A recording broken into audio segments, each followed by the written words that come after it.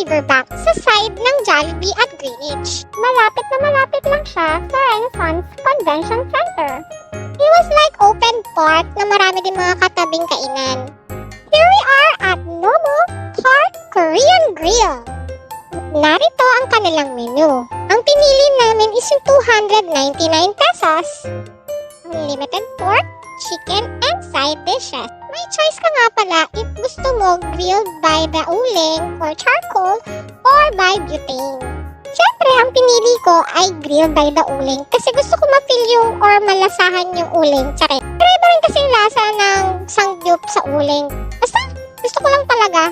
O diba, di pay-pay ang friendly ko. Feel na feel namin ng usok. Kaya pag medyo mausok na, pwede naman silang tawagin para medyo humina-hina yung usok. Nakakain tayo. Ang sarap-sarap nito.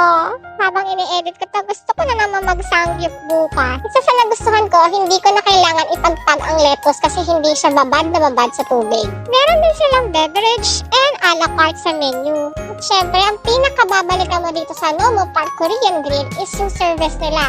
Malayo pa lang kinakawayan ka na para kumain. Sarap! Pero promise, okay na okay yung service nila. Napaka-attentive na mga server nila. Hopefully, ma-maintain nila ang good service and good food kasi ang binabalik-balikan lang ng tao sa isang restaurant is hindi lang dahil masarap yung food, kundi very good service. Another Sangyup Cravings done! Nakatag na sila sa description at ito ang kanilang FB page. Thank you for watching.